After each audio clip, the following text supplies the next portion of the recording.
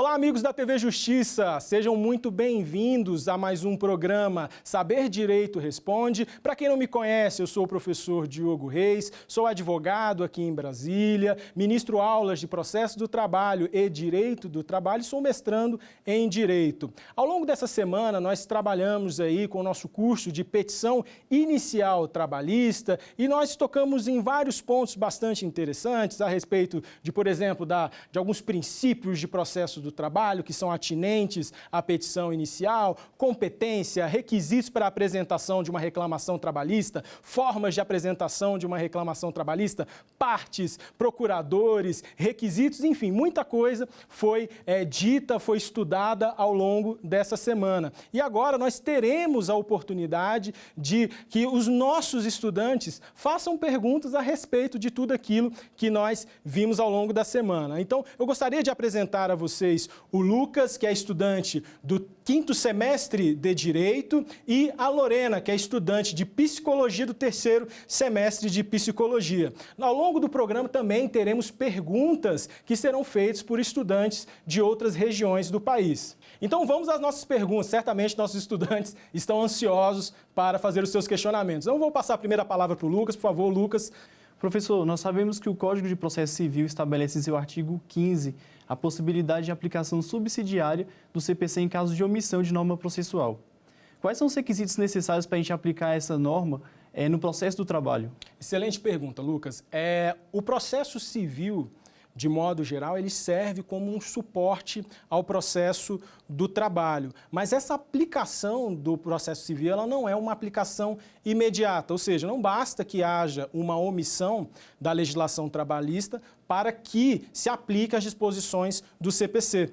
Para que se aplique o CPC ao processo do trabalho, em primeiro lugar, a necessidade obrigatória de observância da existência de uma omissão legislativa, ou seja, deve haver essa lacuna no texto da CLT ou nas disposições a respeito de processo do trabalho, por exemplo, na própria Lei 5584 de 70, e num segundo momento nós vamos analisar se essa disposição que se pretende aplicar do CPC, se ela é de fato compatível com o processo do trabalho ou não. Então, não basta que haja omissão, há necessidade que haja os dois requisitos, omissão mais compatibilidade. Um exemplo que a gente pode extrair disso aí, por exemplo, é o artigo 319, inciso 7º do CPC, que prevê a possibilidade da parte optar por submeter ou não a sua ação a uma audiência de conciliação.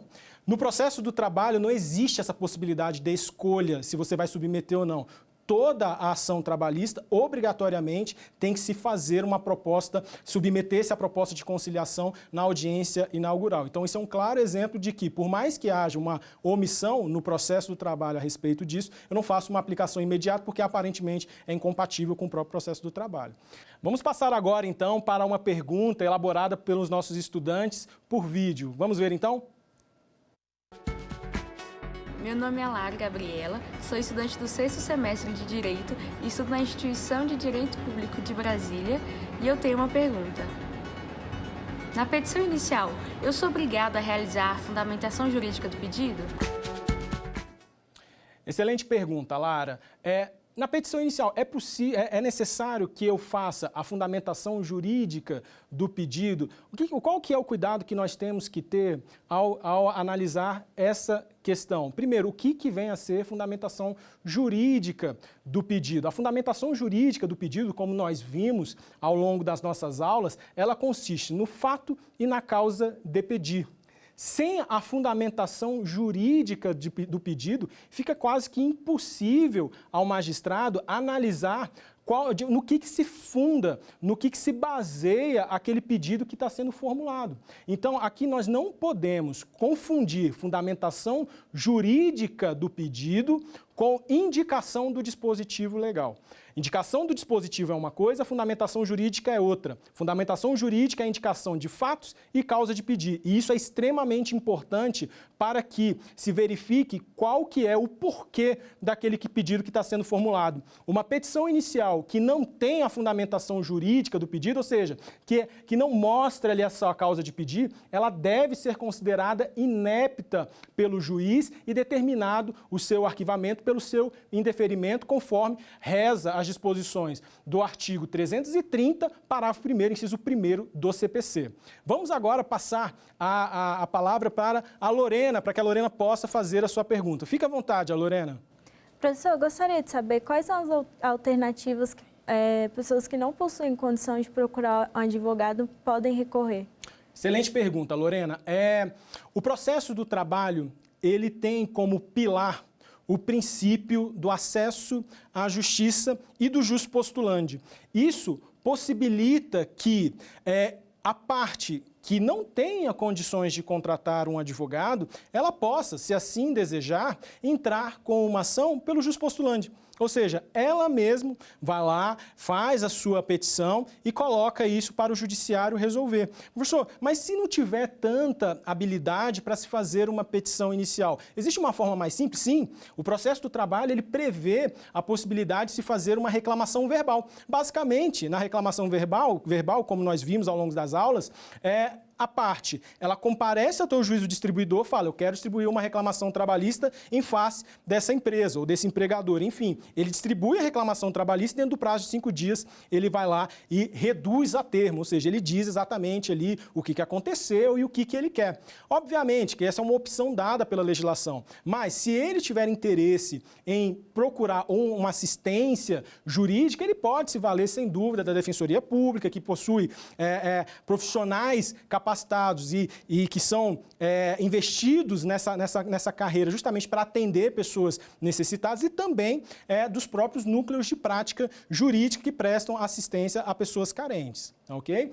Então, vamos a mais uma pergunta, agora direcionando para os estudantes que formularam as suas perguntas por vídeo. Então, vamos para o vídeo aqui, vamos ver.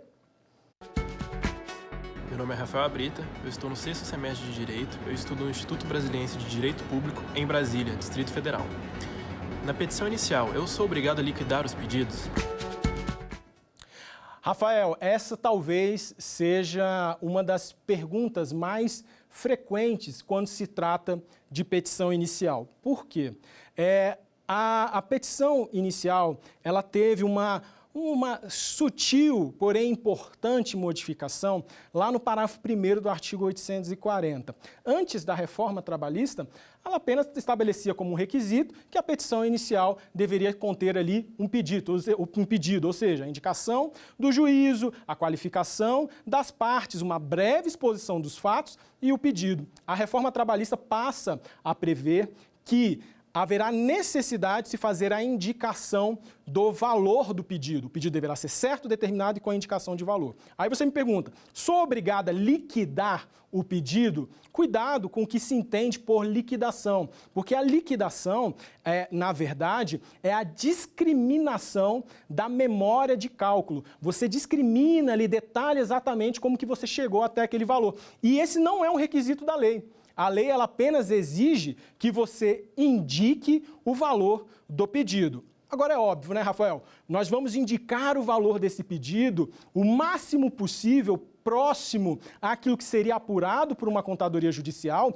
para fim de se evitar o quê? Que lá na frente o seu pedido, a sua pretensão, ela sofra algum tipo de corte. Então, é sempre importante que a gente faça a mensuração correta do pedido, mas não há necessidade de você discriminá-lo. Então vamos a mais uma pergunta da nossa ilustre bancada. Lucas, por favor, sua pergunta. Professor, quais são os critérios de ajuizamento de ação trabalhista para fixar competência territorial quando o empregado tenha prestado serviço na mesma empresa, mas em estados diferentes? Então, Lucas, essa pergunta ela é bastante interessante porque existe, ainda mais hoje nas atuais relações de trabalho, um movimento quase que migratório dos trabalhadores. Então, às vezes, eles prestam serviço numa localidade e aí, após a prestação desse serviço naquela determinada localidade, eles retornam para a sua cidade natal. E a questão que fica Aonde que esse trabalhador ele poderá ajuizar a sua ação? Lá no seu domicílio ou lá na cidade que ele prestou serviços? Pela regra geral, seria o local da prestação de serviço. Essa é a regra que está prevista lá no artigo 651 da CLT, lá no seu caput, onde diz que o local da prestação de serviço é aonde será feito o ajuizamento da ação, ou seja, aonde o empregado ele prestou o serviço. Só que acontece que muitas das vezes não é possível que o empregado ele saia da cidade onde ele reside atualmente e se desloque até para a cidade da prestação de serviço. Por exemplo, no caso do trabalhador que sai do Nordeste para prestar serviço no estado de São Paulo, terminou lá a obra, né? Vamos imaginar que fosse um empregado da construção civil. Ele retorna para a sua cidade natal, porém, ele pretende ingressar com uma ação buscando horas vezes que não foram pagas. Haveria necessidade dele ir para São Paulo? Então, diante dessa dificuldade e em respeito ao princípio do acesso à justiça, é que a jurisprudência ela tem se curvado, tem possibilitado que esse empregado lá da sua cidade natal possa ajuizar a sua ação lá e a ação tramitar lá sem problema nenhum, até em respeito ao princípio da proteção também, que é inerente ao processo do trabalho. Então, nesses casos aí, o trabalhador, ele, óbvio, se quiser, ele pode ajuizar a ação em São Paulo, mas ele tem a opção de ajuizar também a ação no seu domicílio. Mas para quem, especialmente, vai responder questões de prova da OAB, sempre tem que se atentar à regra que está na lei. Então, se uma questão, por exemplo, como essa, cai num exame de ordem, você responderia que o local da prestação de serviço é o que fixa a competência num caso como esse. Vamos agora para um breve intervalo e daqui a pouco nós retornamos com mais perguntas dos nossos estudantes. Até já!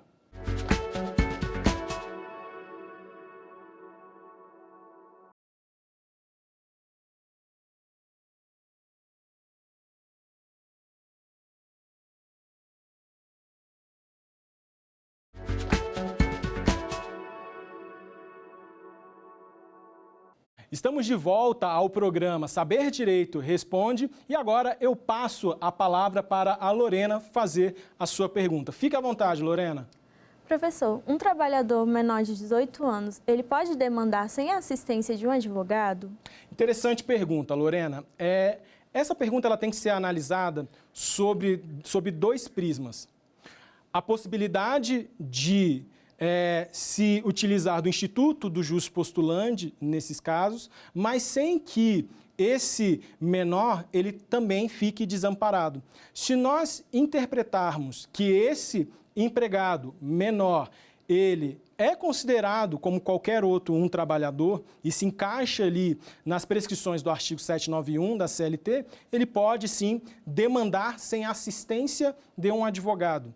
A questão é se ele irá sozinho para o processo ou se há a necessidade de que ele esteja representado.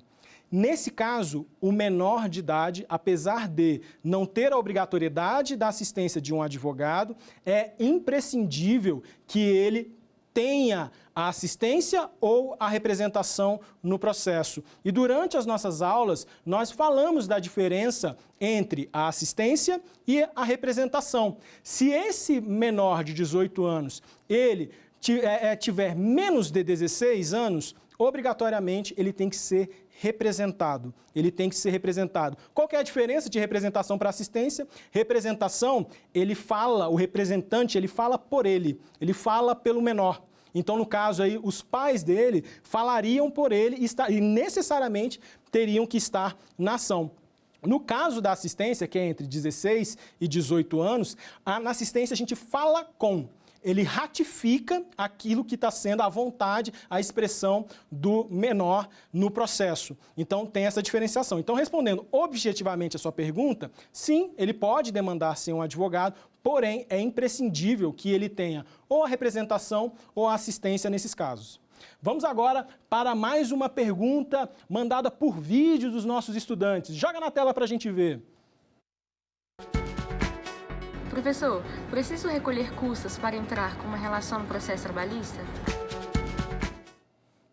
Lara, é o seguinte, no processo do trabalho não há obrigatoriedade de que se pague as custas para que você ingresse com uma reclamação trabalhista. É um pouco diferente, né, ou melhor, bastante diferente do que ocorre com o processo civil. No processo do trabalho, você ajuiza a sua reclamação trabalhista e apenas na sentença é que o juiz ele irá fixar o valor das custas. Essa é a disposição do artigo 789, parágrafo 2º da CLT. Isso justamente se traduz como o quê?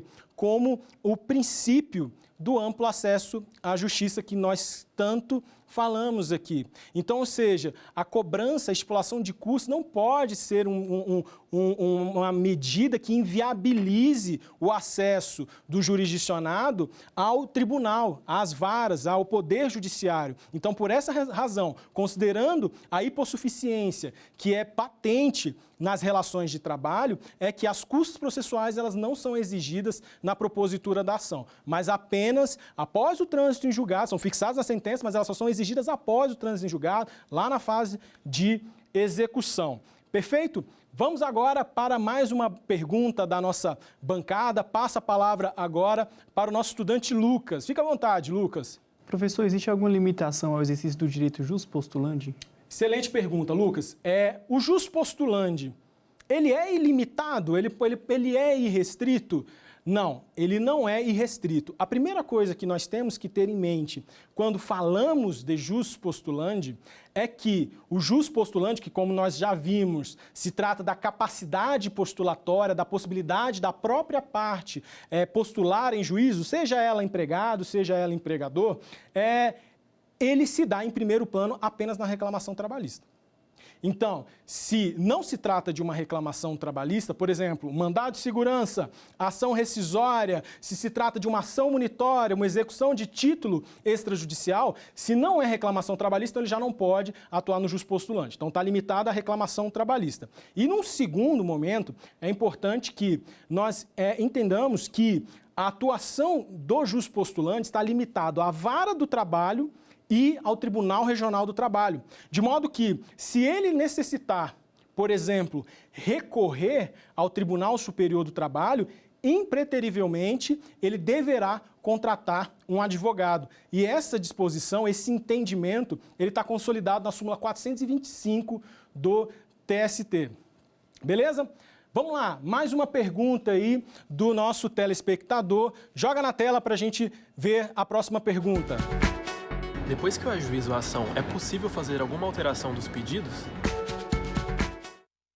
Rafael, é possível sim. É possível que nós façamos alteração dos pedidos depois que essa ação ela é ajuizada. Mas nós devemos ter um certo cuidado com o time, né, com o tempo certo de se fazer esse tipo de alteração. Vamos entender primeiro uma coisa. Essa alteração no campo do direito processual se chama aditamento, certo? O aditamento, a alteração da petição inicial e tal, ela pode ocorrer independentemente do consentimento do réu até a citação. Isso como regra de processo civil. E o processo civil, ele estabelece que da citação até o despacho saneador, mediante o consentimento do réu. A questão é que no processo do trabalho não existe a priori essa figura do despacho saneador.